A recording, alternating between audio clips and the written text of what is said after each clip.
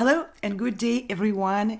Welcome to Virtual Concert Hall's live channel. I'm Anna Spinskaya, I'm a pianist, and I'll be hosting today's program for you.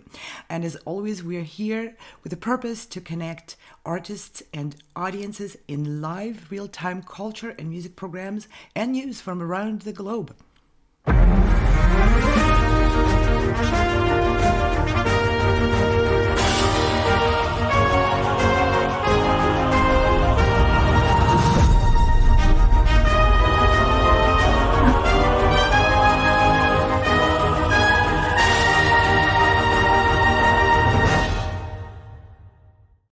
Throughout each season, we invite absolutely incredible people from all parts of the world to join our programs with their stories, their music, their publications, their events. People bring an incredible wealth of what's happening in the cultures and arts around the world. Members of our international jury panels, teachers, leaders of music schools, non-profit organizations, conductors of various orchestras, music managers, publishers, writers, all are our guests on these programs, and they join our debates, discussions, and presentations, all in search of how we together can make this world a better place and a more humane place through the influence of arts and culture for artists, for young people, for the future generations, and frankly, for everyone. Stay with us. Please tune to our daily programs at 12 p.m. noon Eastern Standard Time. We are on all major and social platforms. We stream onto everything you are usually people get onto. Please take advantage of the abilities of the Internet TV. It provides really unique abilities, and especially the one which is finally allowing us to enjoy two-way connection between our artists, our hosts, and you, our audience. Get involved, please. Message, comment, ask us a question. We'll bring your comments, your questions, your interactions on screen, directly on this screen. And our hosts and I myself and our guests will always respond to your questions and to your comments. We would like to connect with you directly in real time. And today's program is a deep dive for us into history, culture, family, destiny, struggles, tragedy, and of course, hope and love, as seen through the eyes of the incredible person and a book writer, Qin Sun Stubis, as she's following a journey through several generations of women in her family history, and those women who lived through China's history, actually lived as part of that China history, and they had a tremendous influence on her as a person, as a writer, as an artist. And they were the ones preceding her who will be joining us in this broadcast today. Once there was a man whose fate was sealed, even before he was born. Once there was a beautiful, lonely woman with 3 different identities. Once there was a love like no other, in a time like no other. Once Our Lives is the remarkable true story of 4 generations of Chinese women struggling to survive war, revolution, and the seemingly unshakable power of an ancient superstition.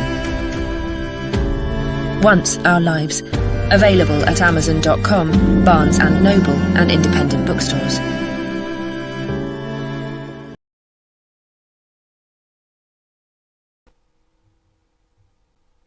And today I have great privilege and honor to host Qin Sun Stubis and Mark Stubis both in our studio.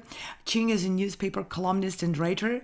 She composes poems, essays, short stories, original Chinese, tall tales inspired by traditional Asian themes, and she spent the past 20 years researching and writing this incredible book. And her husband, Mark Stubis, who is a pianist, Juilliard graduate, and he was a chief communication officer at the American Humane, the country's first national humane organization, and the only one dedicated to protecting both children and animals. And thank you for joining us. Welcome, Qin Sun and Mark. It's a great pleasure to have you in the studio today. Thank you. Thank you so much for having us. Thank you very much. We are here today to learn from you directly about your absolutely remarkable book, which is gathering so much attention, and I'm in the middle of reading it. It's a book which has a tremendous influence on me, and it's written as a novel, but it's so filled with truth and emotion. It's an incredible read, which one can't even put down, but I have to, otherwise I get too drawn into it. So we want to learn a lot more about how and why you wrote it. So I just want to introduce the book itself. If you give me one more minute here on the screen, if you haven't had enough of me yet. So, Once Our Lives is an absolutely remarkable true story of 4 generations of Chinese women and how their lives were threatened by powerful and cruel ancient traditions, historic upheavals, gender oppression, and a man whose fate, cursed by superstitious prophecy that appears to come true, dramatically altered their destinies. The book takes the reader on an absolutely exotic journey filled with luxurious banquets, lost jewels, babies sold in opium dens, kidnapping at sea, and desperate fights for death in the desert, as seen through the eyes of your characters and your own. It's actually personal history of your own family. So this poignant epic offers an intimate look into the extraordinary lives of ordinary people living behind China's greatest historic headlines, with a narrative absolutely so incredible that had been written as fiction, people might not even believe it. So I wanted to start by asking you, Qin, please, if you can introduce the members of your family, and I will have one more question after you do this first introduction about your family members. So now to you. Actually, interesting about my book. It's really a book of actual things that happened in my family. I decided to use their names. I decided to use just the real things because we reflected back, and I realized that these were the ordinary people, but they had such extraordinary lives that I didn't have to make up anything. But I also was worried that if I didn't write it, all those stories would be just gone along with the people. And as time went on, you really felt their presence, they disappear. But I didn't want their stories disappear. The same way as we do not want histories disappear. We write about history so that younger generations would understand what happened to the world, to a country, to the people. And nothing is better than the people that witness the real life, real history, how they lived through it. My parents, my father, An Chu, my mother, Yan, and they were born rich, and they went through quite a historical period of Chinese history from before the communism took over, because they were born in the 1930s, and then in the 1940s communism took over, and they were still very young. And my mother was 1932 to 1949. China was taken over by communism. That's like she was only 17 years old. And absolutely. And if you can maybe introduce some of the, this video on screen is not showing everybody who is part of the book, but if you can also touch on, please, how they are connected within the family. And I have a question maybe afterwards. Why did you keep the real names of the people who are actually, characters in your book? A lot of times people change the names of people, of characters. But to you, if you can just tell us who the people are on these pictures. Well, right now, to the left side corner is actually a picture of Holder with a son, young son, that he bought with gold. My uncle Chonggao. And here are some of the postcards during the Cultural Revolution, and when my father was imprisoned, to the left of the screen. And here is a picture of me to the right, and my older sister top left, and then my younger sister Ming to the top, below in the left in the photo. That's the picture to the left. And the picture on the right shows my mother, and with her some of her colleagues, was taken actually in the desert in 1957. So these are all historical pictures, and here is my father and mother. They met during, they fled Shanghai for their freedom, for their ideal lives, and they ended up together in the desert. And here is a working ID of my father's to the right, and on left is part of a postcard. And my father was born. Here are the three pictures of my father from the left to the right in the age sequence. He was born rich, but his life took a toll before he was born by a curse, by an ill fate. And so throughout his life, he really suffered, but he was always an honest man. And here are some pictures of my mother. She had three identities. When she was born, she had one name. She ended up having two mothers and three identities. The last identity she gave to herself. She named herself Yan, which is a flying swallow. She wanted to fly high like the bird, and made a life for herself. And one of the few pictures left of her, you can see to the left, with a little fuzzy hair and little old-fashioned Chinese clothes. That was before communism, as you can see, the old-fashioned way of dressed, how people, Chinese women used to dress.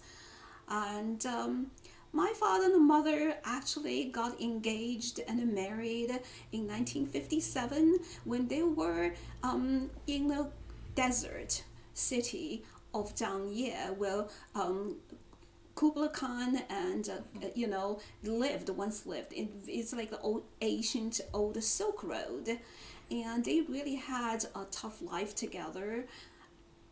And I wrote Once Our Lives, I chose the image of four of us sisters, my mother's four little daughters, and considered to be worthless, as the cover of the book, because I felt it symbolizes the future, the wish, how my father and mother struggled together through the greatest famine in China, killed over 30 million people, how they took flight from the Great West back to the city of Shanghai with no job, living in the shantytown, but they always had a hope, and their love was abundant. They raised us with so much love, and I wanted to show that. That's why I put a picture of the four little girls as the front page, as the cover.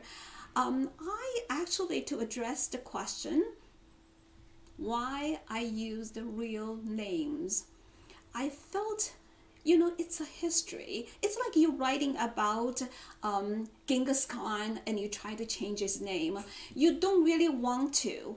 And in a way, I wanted to show people the ordinary people can just be as extraordinary. I want the history to remember who they were. I did not want to change their identity because it would become fictionalized.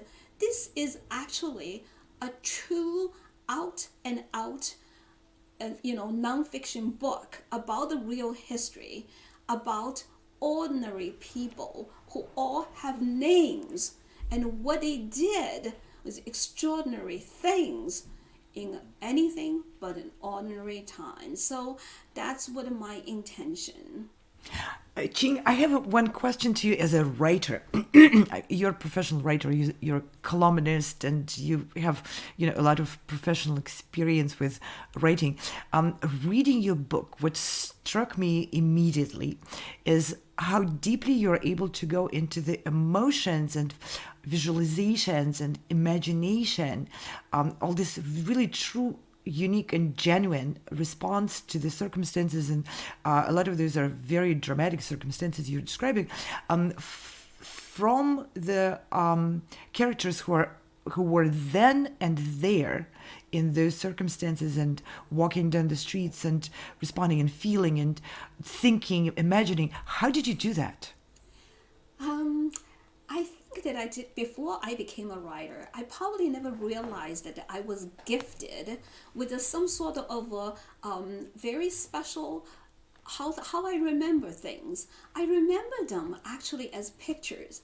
I have a great memory, and it's also part of my curse. Many people told me, like, oh, couldn't you just forget about it? Whether things are good or bad, I somehow remember them as pictures. When my parents were gone about 20 years ago, I was in deep grief, and the only consolence that I had was trying to think about the life that I had with them. And I didn't realize that how I could see my life with them, that I could see them as pictures in my head, even some with colors. They were so vivid. And I think also in some ways that a lot of the stories that happened before I was born, and yet I remember them so vividly because my mother was an actress. She was trained, she graduated from Shanghai movie school, and she was she was very active. She did a lot of the plays on the stage, and she was trained in a way, self-taught by a radio. And when the radio was given to her, so she listened to all the operas and singings, and through years, she could just so readily imitate all these old classical plays. She could sing so well, and I felt that when we were little, we were dirt poor. We were so poor. I had the sticks and stones to play with, and I had the chickens as my companions. But every night when we were tucked into bed, my mother would tell us stories that were our family's past. So she would kind of tell the stories through so many nights. As I grew up, the stories became more loving and simple and exciting, to stories that started to add on the details and some scary things that happened. So through the years, I think those telling of the stories made those stories so vivid in my imagination. And I guess I was a child with imagination, so they all kind of came together. Once they were gone, when I was thinking about things, they became so vivid, so lively, so full of love and adventure and hardships, how they overcame all the hardships in life. So I felt I just wanted to, I felt that I somehow was trained already. Everything was inside me. So instead of doing research, I was more doing soul searching. I was going through my memory, and a lot of the stuffs were hard. They were so tough that I didn't want to think about them for decades. And now, because of the soul searching, they came back to me. And I felt as a part of remembering my parents, no matter how hard they were, I didn't want the pain to stop me from thinking about them. And so it was a difficult journey to write a book, but I wanted everything to come out. I wanted the history to come back to life. I wanted my readers to experience what we had experienced. So this was really a tough, long journey, but I am glad I did it, because I wanted my audience to feel the history, not just reading a history book that is very flat and full of abstract sentences, but this history that the real people experienced in real time, except I have to go back in time to really try hard to fetch them and brought them back to life. And I was you struck by this absolutely- as well, Anna. I was really struck Yeah. the same as you were by the vividness, the colorfulness, the plangency of the writing. In fact, it struck me, and it has struck many readers. I noticed that critics, reviewers, and readers alike have commented how they kept forgetting in the reading of this epic that this was not fiction, because not only is it in so many ways stranger than fiction, and there's so many episodes, just as life is stranger than fiction, that truly are remarkable or stunning. But I also felt that remarkable attention to detail made you feel, whether she's talking about a banquet, a wedding banquet, or the banquet following the birth of a child, or whether she's talking about the terrible scenes of devastation in that desert town Shanghai when the Great Famine of China hit, and there were people dying in the streets. Everyone from children to young women. When she describes these scenes, it's almost as if you can smell the air, you can taste the food.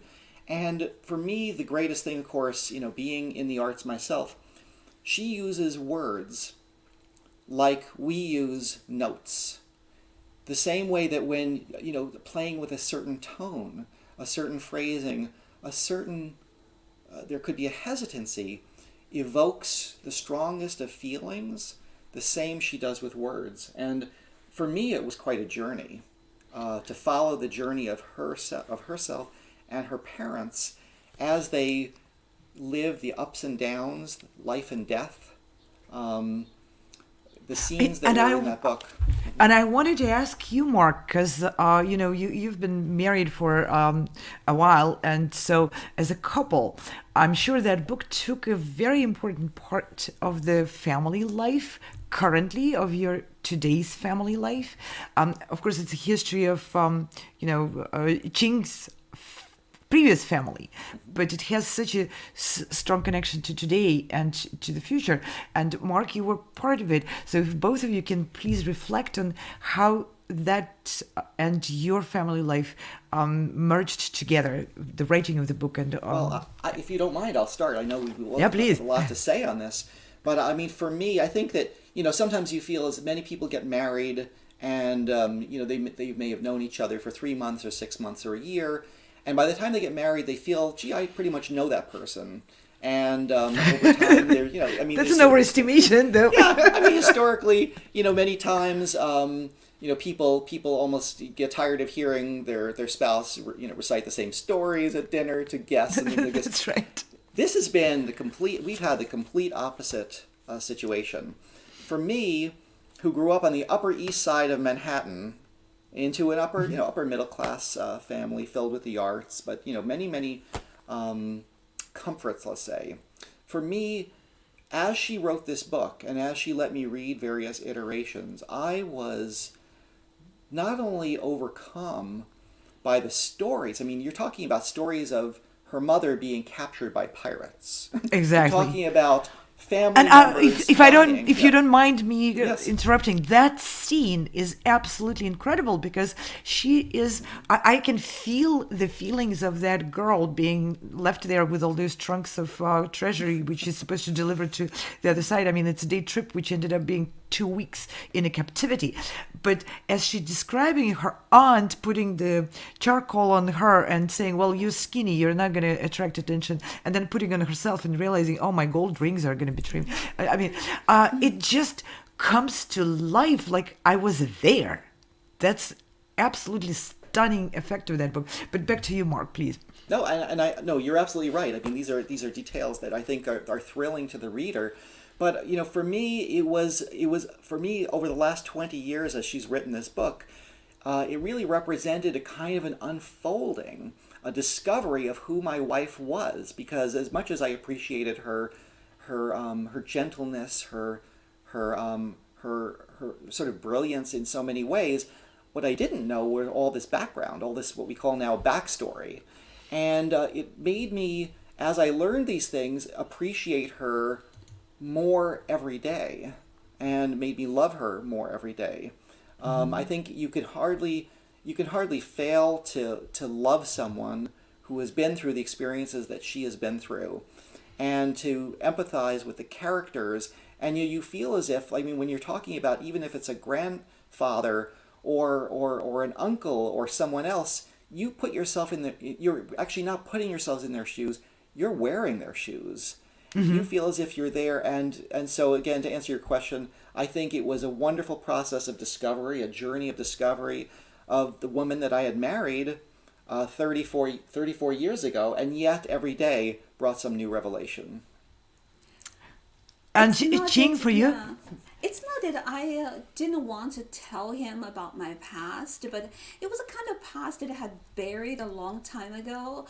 It's like the family was so low, so my mother always told us to study hard, to someday you want to be someone. Don't cook the meal, don't sweep the floor, go and read an extra book. And I felt it when I graduated from high school, and it was my great fortune, and that I ended up in a college in Shanghai, China, the second best language institute in the entire country, equivalent to like an Ivy League school called the Shanghai Institute of Foreign Languages. And so I was like only 17 years old, and I was chance to meet Shakespeare, whatever, all these wonderful classical English literature.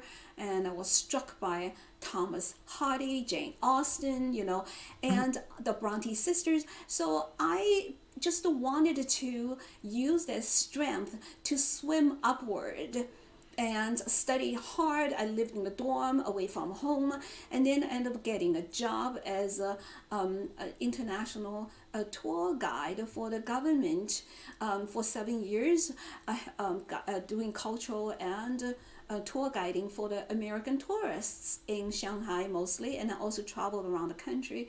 So I always suppressed my past and live more in the future tense. And then I came to America. I got more school education. I met my wonderful husband, raising a family. So it was always going upwards and not to think about the past. So when I dug deep after my parents were gone, it was filled with sorrow. Like most Americans would say, probably almost clinically depressed, and just wanted to cry. And it was really deep into the past, and so a past that I hadn't met and seen and for so many decades in a sense. So when I did it, I had one confidant, and that's my husband. I felt that I could talk to him about anything, just even if he was awestruck. He did not understand. He would ask me questions. He would listen, just lend me an ear, be my audience. And I felt that it was kind of a great helping hand to coax out the stories, because I also wanted the stories to be as objective as possible. And I wanted to have someone who would ask me questions, a man who was totally innocent of those stories. So he would also ask me more objective stories. And it would make this more history, because I didn't want it just from my perspective, who I hated, who I loved. It was not about that. And that was the reason through these 20 years, I felt that I had a lot more objective understanding about the context under which I lived. I understood about the Cultural Revolution, how I was left alone in the crib. So my parents were so desperate. They had to work, and they could have to leave an infant child in the middle of a room. And yet my grandparents and my 5 aunts and an uncle would not come from next door hearing a baby crying. I'm sure I cried, being left alone with all the needs of a baby, and nobody ever helped me. But I used to hate them, but I started to understand them more, because my grandmother did consider having 4 girls. I was the second one. Even the second was being born. They were getting a little more desperate about that, the curse that brought them all the girls, essentially ending the family name. With one more girl being born means one less chance for them to have an heir. Like one last honor and a pride for the family, for a family who went so much, struck down by war, revolution, and everything, and a curse, and to lose the last pride because our birth. And so it was a very much an understanding, and my husband was with me every part of the 20 years of journey, and how I would read to him of the little writings, of the little stories that I would tell, and he would ask me questions. He would comfort me. Some of the questions would make me probe a little bit deeper, and some of the questions would help me to see a little bit more clearer about the situation. And I could just be like almost like a ghost standing. It's like the Christmas Carol, standing as a ghost and to see what was happening. And I think that was a very important part for Yeah, me to absolutely. be objective. This is incredible that you talk about bouncing with the story you have of someone who can be complete confident. That's amazing, because your family history brings so much of a different culture into the United States. When you came in here, I'm sure it was a big period of difficult adjustment, because and even for you as a modern woman, incorporating those deep beliefs in the curse and its effect on humans' lives, and the fate, and whether there is a power of fate, there is a power of human will, and characters in your book clearly define their destiny in many ways than one. At the same time, in their perspective, having girls being born to the family is not a blessing, but as a result of an ancient curse which happened several generations before them. So these are all really complex and entangled stories. And for me, as your devoted reader, I'm a biggest fan of your writing now. You converted me with that book. I think, I wish you would write another one. But with that anyway, I would like to get our our viewers, a little bit of a taste of your writing, because the stories behind are incredible. They were given to you by the history and by your family's history, but what you made out of those stories together with your husband and with your family, that writing itself is an absolutely incredible jewel, and it has so much texture, so much taste, so much smell, so much to feel.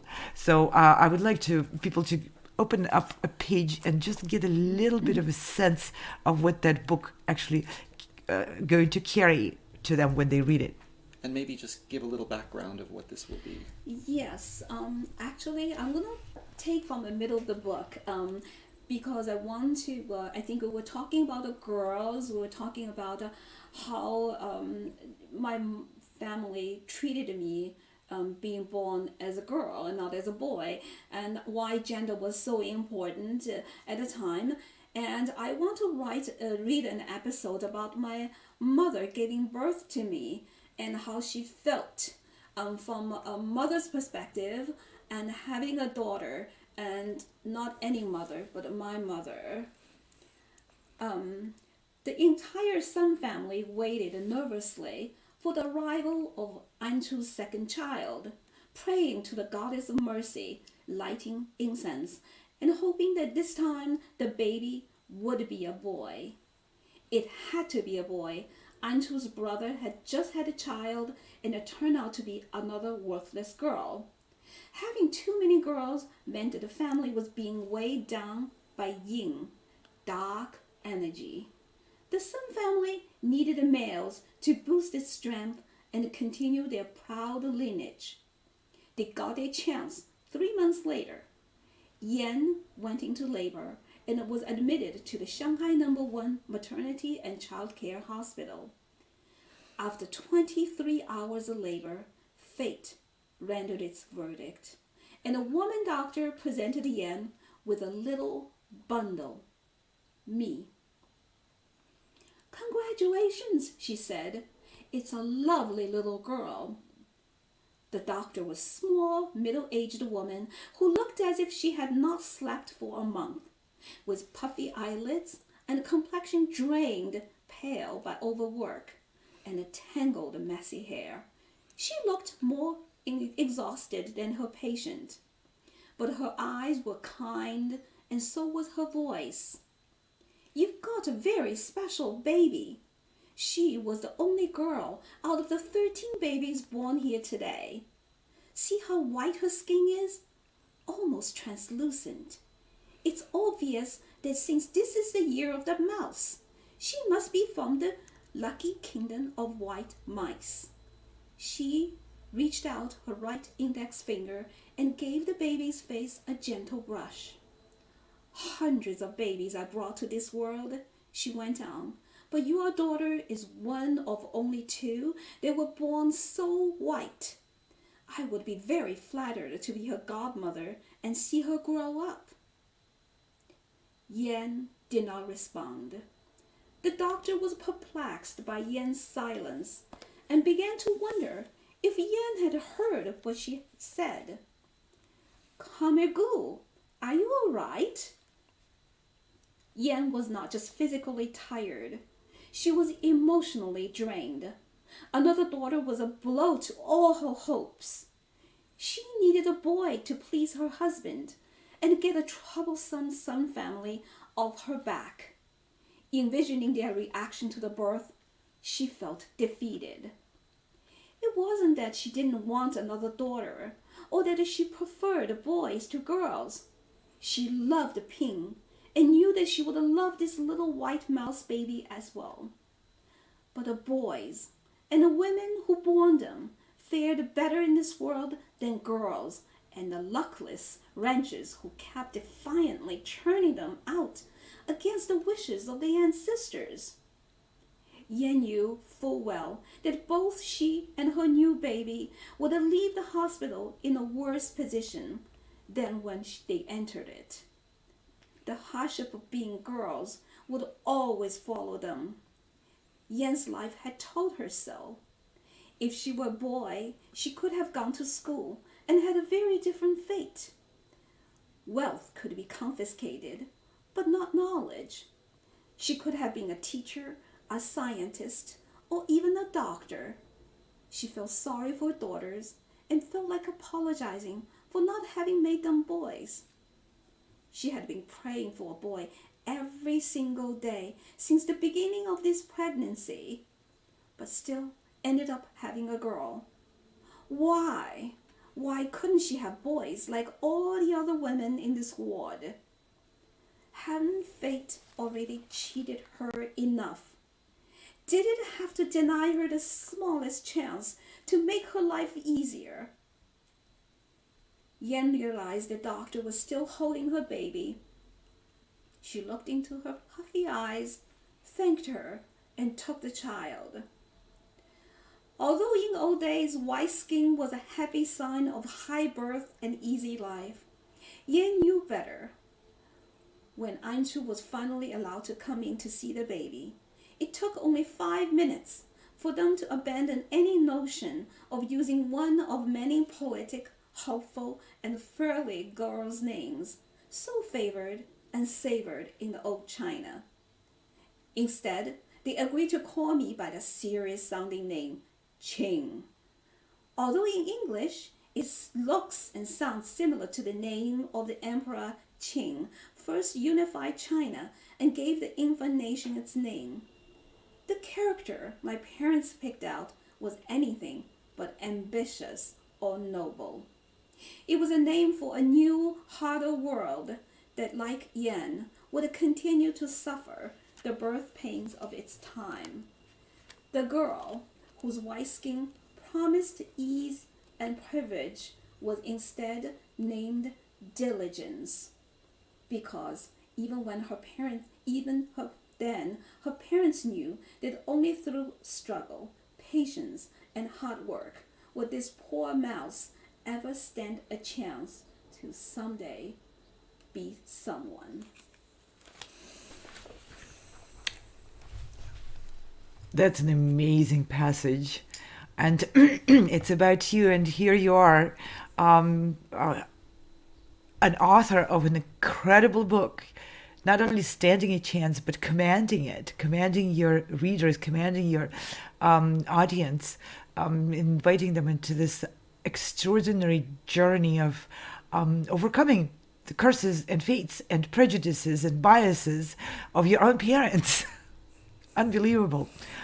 And I applaud you on your journey as much as the journey of your ancestors. And I'm sure you're carrying it through to your children as well. Thank you. Yes. I think that how my mother raised me, in a way, because my father was constantly imprisoned, I spent so much time with my mother. Often the family had 4 little girls and a mother. One of my neighbors used to say to my mother, he said, "You are one hen with 4 little chicks." And she had so much impact on my life. I witnessed how she did things for her children. So even after I came to the United States, had my own children, we were not poor anymore. I used to take apart my own sweater and made them to balls of yarn, and then knit little sweaters for my children, because that's how I remember my mother did. Even though the kids had tons of clothes and did not really need to have homemade clothes, but I really enjoyed doing these little touches, sewing little pajamas, actually hand sew pajamas for my son, for my daughter, make little dresses for my daughter.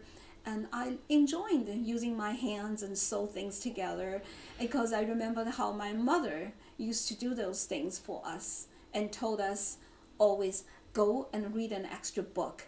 Learn a little bit more. Tell me what you read. If you tell her the stories about things about you read, and she would just be so pleased. So in a way, she had hopes and dreams of her own life, kind of more on us.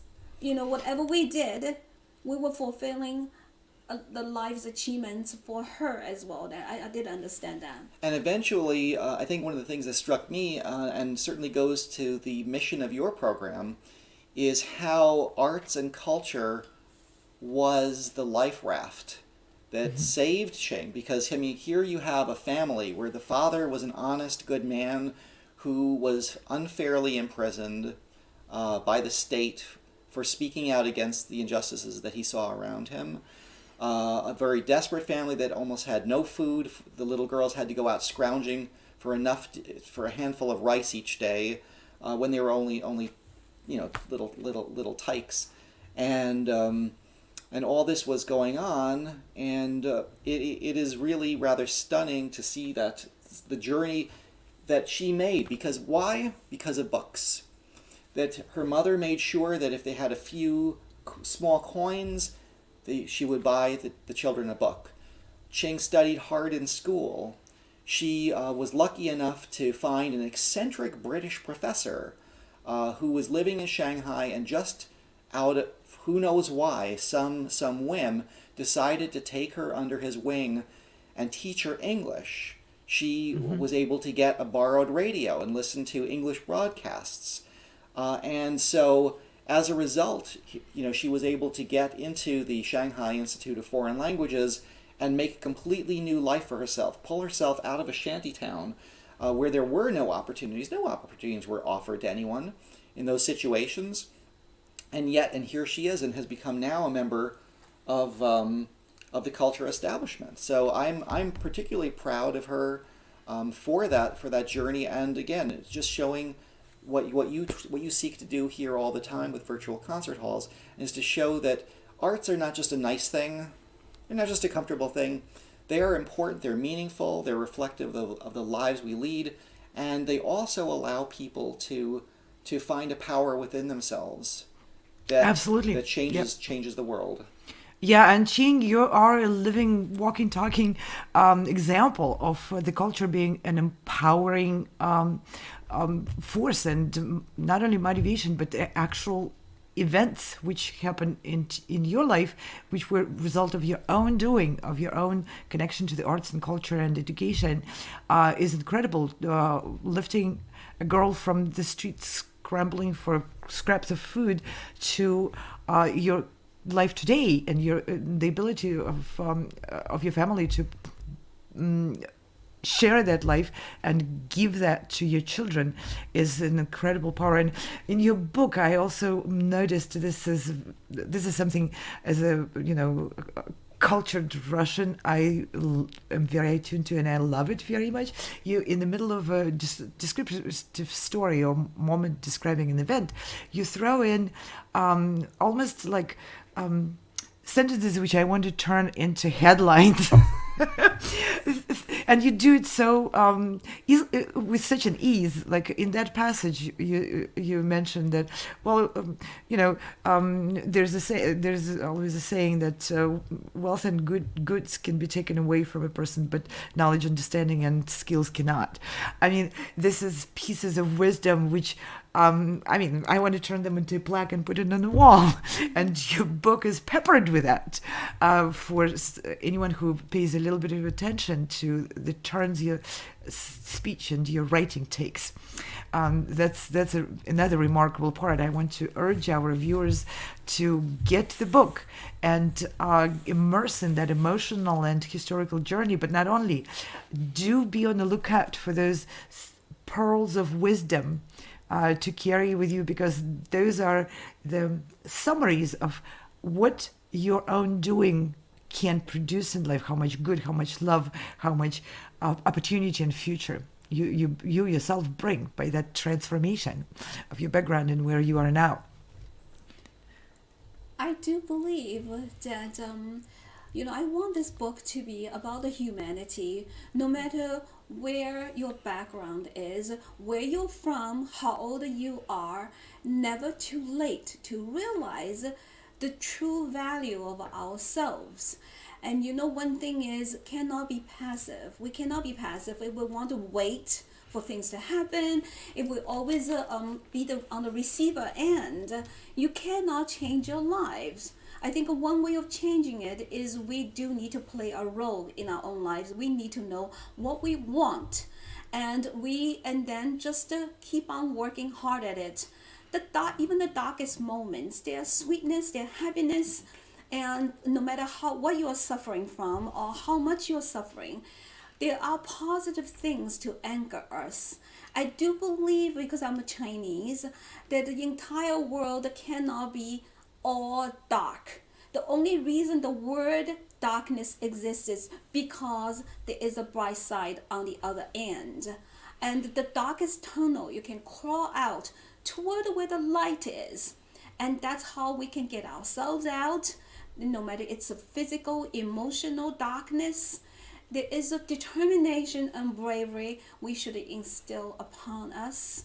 And I think that I want my readers to see this is a testimony of will, of love. Sometimes love is not for the others. There is a self-love. And if we loathe ourselves, then there is nothing we can do.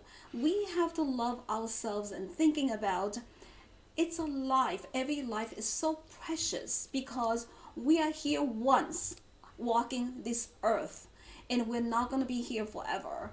And if all forces on the surface of the world, earth, is against us, we still have we ourselves as the center to protect us.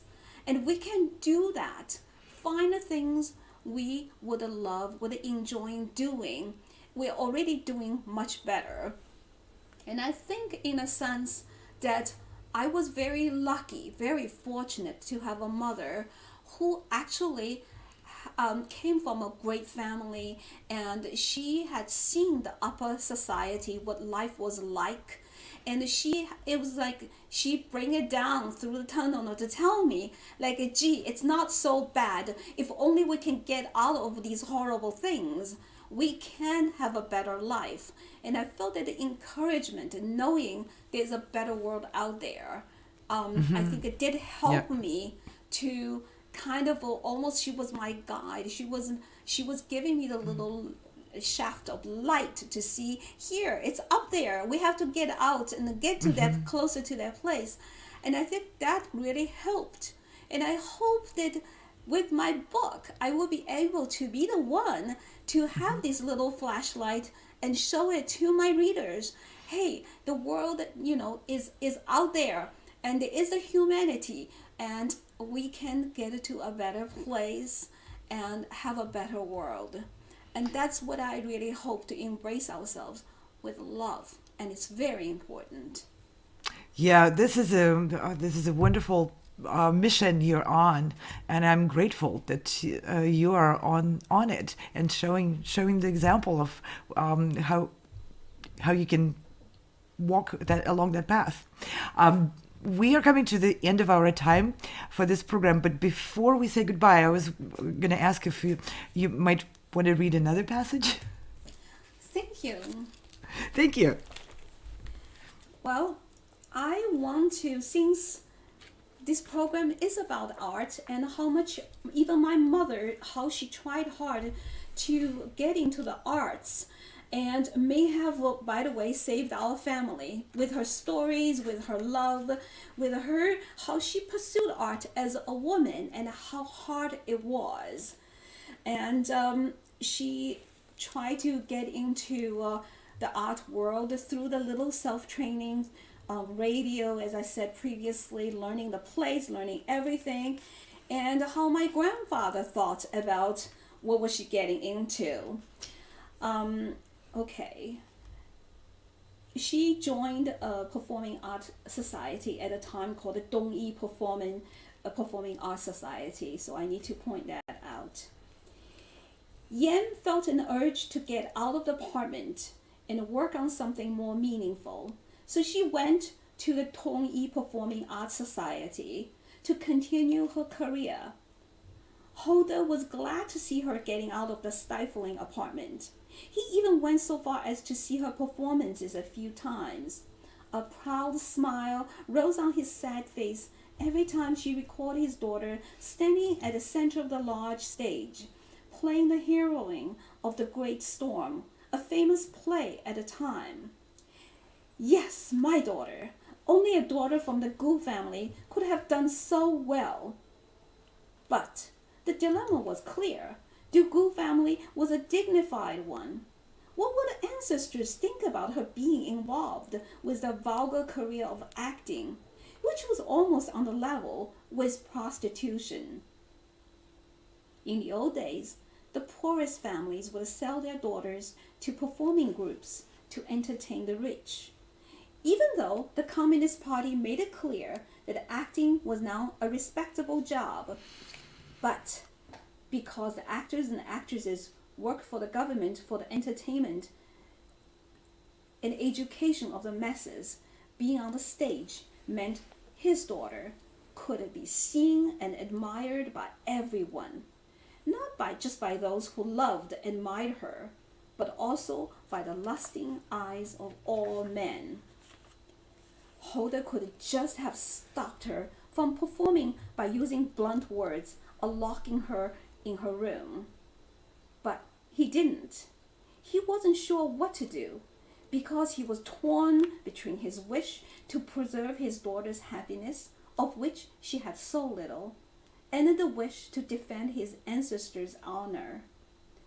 Holder's dilemma seemed to be hopeless, as there seemed to be no middle ground for compromise. Besides, Holder wasn't the confrontational type. He would rather walk away from the problem, rather than dignifying ridiculous rumors. But this was not something Holder could walk away from. He feared that what she wanted to pursue happened to be the worst possible choice in life. However, he also sensed that if he took any action, an unpleasant argument was inevitable. Holder rarely argued with anyone, let alone with Yan. As it turned out, he was right to worry. When an argument finally broke out between the two of them, it was explosive enough to change the courses of both their lives. Thank you so much for reading that. The dynamic in the family and the striving for one's dream and the one's own decision over the destiny, especially for women. This is so important. We all come from that heavy baggage of the heritage where our voices were not welcomed, if not to say suppressed. Incredible. Yep. And as we're coming to the end of this program, I'm hungry for more passages and I want to hear more. And I hope you write another book on that topic because you have so much richness to offer. It's incredible. And Mark, thank you very much. I'm thanking you on behalf of our viewers and all Qing's readers for being such a great support of that process, of that painful writing process and revisiting all the sorrows and difficulties from the family's past. Thank you. I feel privileged, honored to be on your show. Thank you both. And with this, we're going to say goodbye to Qing and Mark Stubis. And thank you for joining us for this program. I hope everyone enjoyed the program. I want to thank also our incredible team, the virtual concert halls magicians behind the scenes who create these programs for your attention. And I want to thank also everyone who joined us for this program today and in the future. Thank you very much. The supporters and our collaborators, you see on the screen, many companies and organizations from around the world are joining our effort of bringing arts, culture, and people who make a difference through arts and culture to the attention of everyone who joins our programs. We are on every major platform, social media platforms and video platforms, and you can always watch more of our programs at 12 noon. We're live, or see all of the replays of the previous programs on those various channels. And with that, I want to thank you again, Mark and Qing, for being with me. It was a great privilege to talk with you about the history of your family and the writing of this wonderful book, Once Our Lives. And with that, I'm going to say goodbye now. See you tomorrow. Thank you. Thank you.